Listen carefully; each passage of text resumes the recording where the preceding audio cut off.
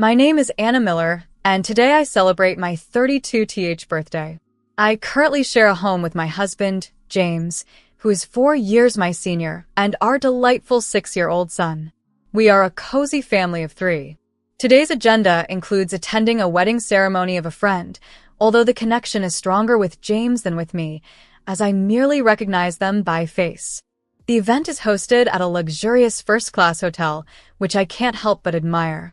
As James mingled and exchanged greetings with various guests, I excused myself to the restroom. Upon returning, I was unfortunately met with harsh whispers that seemed overly loud and purposeful. The comments were distasteful and overtly offensive, though not directed at me personally. Wanting to avoid any unpleasantness, I chose to leave the area. As I walked away, a rude shout aimed to grab my attention, but I continued, determined not to acknowledge the insult. My decision seemed to provoke further pursuit as I heard footsteps hastening behind me. Ignoring them only led to my arm being abruptly seized. I faced a breathless woman who seemed surprised when I firmly freed myself from her grasp, causing her to stumble back in an exaggerated reaction.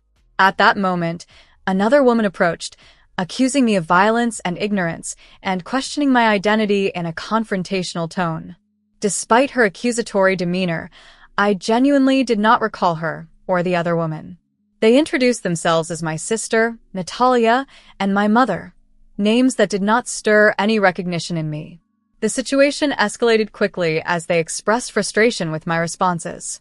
Soon, 2 men approached, drawn by the commotion. One was referred to as Dad, and the other was Benjamin. Their reactions were starkly different.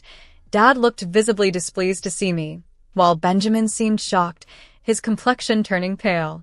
The confrontation grew as Natalia insisted I was an intruder at their wedding. This mix-up at the wedding, surrounded by people who failed to show basic courtesy, was perplexing and unsettling. As accusations flew, I stood bewildered, surrounded by familiar names yet faces that felt like strangers on what should have been a joyous occasion. The tension in the air was palpable as a heated exchange unfolded at the wedding. Amidst the chaos, someone shouted for security, prompting a quick intervention to calm the rising tempers. "Hold on, watch your language," I heard someone caution. At that moment, the man everyone referred to as Dad sided with Natalia, while Benjamin, looking quite distressed, tried to mediate the situation. Amidst this, I muttered under my breath, a comment lost in the flurry of voices. Just then, my husband James appeared, bringing a new focus to the gathering. "There you are, Anna. I've been looking everywhere for you," he announced, drawing all eyes to himself. I couldn't help but respond with a wry smile. I got caught up with some folks, hinting at the absurdity of the situation. James quickly assessed the scene with a keen eye. Natalia, initially fixated on James's arrival, shot me a sharp glare as I moved to stand by his side. The so-called parents looked on, bewildered by the unfolding events, while Benjamin, flustered, was the first to break the silence. "Mr. Miller, I must apologize." My wife spoke out of turn. "I'm truly sorry to your wife as well," he stammered, then turned to Natalia. "Come on, Natalia, apologize too." Natalia, defiant, retorted, "Why should I apologize? They should be the ones apologizing." She continued to accuse me of crashing their important day. "This woman is a disgrace to our family. We should have severed ties with her long ago and never met again." The revelation seemed to shock Benjamin as he glanced between Natalia and me, trying to piece together the connection. Just then, the 2 elders, referred to as Dad and Mom, chimed in with an apology. "Oh, Benjamin, we're terribly sorry. Our eldest has always been a problem," they explained, revealing that they had disowned me 10 years earlier. "We've tried to keep this quiet. How did she even know about Natalia's wedding? Surely, she isn't here to cause troubles." They labeled me as the family outcast who, after high school, never pursued further education but instead floated from one part-time job to another. "She's been nothing but a parasite. She should be thankful for the support through high school," they added, painting a starkly unflattering picture of my past. Despite the harsh words, I felt detached. These were indeed the people the family registry identified as my relatives, but my emotional ties to them had long been severed. They had always favored my younger sister, 5 years my junior, over me. Our father's family had a long lineage of doctors, and our home doubled as a clinic where my mother worked as a nurse. To outsiders, we might have seemed a family without lacks, but the reality was a home steeped in toxicity. I recall striving for my parents' affection in my youth, only to abandon all hope as they openly favored my sister, for reasons that eluded me. Unlike the attractive and cherished Natalia, I was the overlooked one. But I was determined and academically gifted, which became my pathway out of that toxic environment. As I grew, the message from my parents was clear: you will not go to university. You're inherently flawed. Start working right after high school and contribute financially. Be grateful that you were raised at all. Their expectations for me were grounded solely in obligation, not in belief in my potential. In contrast, they considered funding Natalia's education, underscoring the disparity in their affection and support. Through these challenges, I realized that any expectation of parental love was futile. My focus shifted entirely to forging my path, away from the role of the unwanted elder sister, towards independence and self-reliance. During my senior year of high school, my parents made it clear that they had little faith in my future. Even if you manage to find a job, it won't amount to much, they would tell me dismissively. Unbeknownst to them, I had been recording these harsh conversations. Throughout my high school years, I meticulously documented the verbal abuse and unreasonable demands from my family. My sister Natalia, following our parents' lead, often belittled me and aspired openly to succeed where they implied I had failed. I will become a doctor and take over Dad's practice.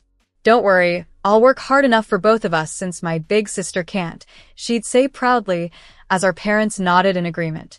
These conversations, openly demeaning, played out regularly as if scripted for a drama, underscoring their disdain for me while praising Natalia as the family's pride. After high school, I worked various part-time jobs for about 4 years. Technically, I was still living at home where I was considered a nuisance, yet they refused to let me leave, wanting to keep me under their control. Secretly, I rented an apartment, knowing well that as an adult, I no longer needed their permission to make my own decisions. There were challenges like finding a guarantor, but I reported less income than I actually earned to minimize the financial demands of my family. Additionally, I started investing, slowly growing my savings. When Natalia was preparing for her high school entrance exams, she claimed she couldn't concentrate with me around, and I was finally asked to leave. My parents probably expected this to be a temporary situation, but for me, it was the break I needed to gain full independence. To their surprise, I never returned. Over time, I became irrelevant to them. Natalia was all they needed. 10 years later, while attending a wedding, I overheard an argument between Natalia and her now-husband, Benjamin. Despite the tension, it seemed to be a misunderstanding about the guest list. Benjamin insisted that I was a guest. This was the wedding day of Natalia and Benjamin, a fact I had acknowledged but felt detached from, as my interest in the family drama had long waned. As the argument escalated, my father suddenly recognized Benjamin's connection to a prestigious medical family. "Isn't he the son of the head of Miller General Hospital?" he exclaimed, surprised. My mother and Natalia echoed his shock, recognizing the significance of the connection. At that moment, my husband James introduced himself. "Nice to meet you. I'm James Miller. This is my wife, Anna," he said with a warm smile. James's parents were well-respected doctors who had managed a hospital for many years. James himself was a promising medical student, passionate about his future in medicine. My parents' reaction was one of sheer amazement, a stark contrast to their previous dismissals of my potential. Suddenly, amidst the surprise and reconciliations, Natalia's husband intervened, perhaps to clarify the situation further or to ease the tension that his in-laws' sudden interest had sparked. It's almost surreal to think that Dr. Miller's wife is my sister. Can such a coincidence even be possible? "That means we're relatives now," said Benjamin Wells, a university hospital doctor and my sister's husband, unable to hide his surprise. He expressed his apologies for any past misunderstandings involving his family. I had recently taken my son to Benjamin because he was feeling unwell, marking our only direct connection besides James's professional interactions with other doctors, including Benjamin, who held James in high regard. How's Max feeling now? From my diagnosis, he should start receiving treatment immediately. I suggest you get him tested and hospitalized at my hospital, Benjamin kindly offered. Despite his good intentions, I hesitated. Actually, we've decided to seek a second opinion. His surprise was evident, possibly because he viewed my son's case as special, but I was cautious about my child being seen as just another case. Suddenly, a mocking voice cut through. Why do you act so high and mighty? Marrying a doctor doesn't change your worth or your education. And thinking of raising a child? Poor kid. It was Natalia, my sister, her words sharp and dismissive. Benjamin quickly intervened. Natalia, please stop. We're family. Why do you say such things? Unmoved by Benjamin's plea, Natalia's stance was rigid with self-righteousness. James, witnessing this, turned to me with doubt in his eyes. Anna, are they really your family? I shook my head. No, these people can no longer be called family. I recounted the harsh realities of my childhood, how they'd scold me without cause, refuse me food for minor accidents, give me secondhand clothes while flaunting the new outfits they bought for Natalia, and even destroy my study materials. They're not my family, I affirmed. A true family wouldn't expose you to harsh conditions, lock you in extreme environments, or sell your belongings without consent. The conversation revealed the extent of the unfair treatment I endured, shocking Benjamin and my parents. The town had long suspected abuse at the family clinic, leading to a decline in their business, yet my parents failed to see that their actions were the root cause. As this cruel history unfolded, my in-laws, who had learned of my past struggles, felt a profound sense of outrage, deeper even than my own. James, alongside his parents, had been looking into my family's clinic, potentially as a form of retribution for the injustices I endured. Stop it. Stop lying. We never did those things. It's your fault for being a failure. Benjamin, don't believe a word she says, Natalia protested vehemently. But it was too late. Benjamin looked at her with disdain. I thought to myself, none of this would have happened if she had just walked away and ignored me all those years ago. Instead, the truth about our family was laid bare, altering perceptions and relationships irreversibly. Benjamin accused me of lying. Lying about what? I asked, genuinely confused. Mrs. Miller, he claimed, had only finished high school, but I knew better. She was not only a college graduate, but a successful entrepreneur and CEO of a company crucial to our clinic's operations. My sister looked at me, shocked as if I had revealed something extraordinary. My parents were just as surprised. Stop lying. She's just a high school graduate, my sister insisted. Are you suggesting she went to college secretly? Without our knowledge, my mother questioned, her tone accusatory. Yes, I did attend college, I confessed. I was an adult, under no obligation to inform people who weren't my family. Their disbelief was evident. How can you speak to your parents this way? We didn't approve of your college education, my father exclaimed angrily. Why would I need your permission? I replied calmly, my response leaving them visibly indignant. After high school, I worked various jobs and saved enough money to fund my college tuition. My desire to learn and grow was strong, and living independently allowed me the freedom to explore my potential. During college, I launched my own business and met my future husband. These reflections stirred deep emotions within me. Meanwhile, my sister, pale-faced, muttered to herself, I can't believe it. I always thought she was incapable of achieving anything significant on her own. She was bewildered by my success, puzzled as to why I seemed happier and more accomplished than her. Perhaps it's because, despite our family's unfair treatment, I never stopped striving, and perhaps luck also played a role, I suggested. Turning to confront my sister, I dropped another bombshell. By the way, I heard you dropped out of middle school. Is that true? This revelation stunned everyone, including Benjamin and what I now consider my former parents. What are you talking about? Who dropped out of middle school, my sister replied, though I admired her attempt to be brave. A distant relative, a cousin of our father renowned for his informational acumen, had told me about her academic struggles after I had left home. He mentioned her overconfidence and lack of preparation for a prestigious school's entrance exam, which led to her failure. Following that, she became withdrawn and only recently re-entered society through a marriage arrangement made by our parents. As I continued, Benjamin's expression turned stern, and my parents and sister grew paler. This cousin, despite our few encounters, had taken care of me and even vouched for me in the past. "What nonsense are you spouting?" My sister trembled as she spoke. I continued, "And isn't it also true that your claim of working in medical administration is a sham? You aren't qualified for specialist tasks, handling only menial duties instead." "Stop it. You're lying," she cried out in denial. Perhaps what I heard was merely a rumor. "Whether you believe it or not is your choice," I concluded. At that, my sister turned to Benjamin, searching his face for any sign of belief or rejection. His expression was a mix of doubt, confusion, and evident disdain. She had once claimed to have graduated from a prestigious women's university, but now even that seemed questionable. Benjamin was questioning the validity of the credentials my sister had presented to support her connection with our family's hospital. "Are you telling me all of that was fabricated?" he asked, suspecting she had falsified her academic history, which amounted to fraud. "Have you deceived me?" He pressed for an answer. "No, Benjamin. Please don't believe her over me.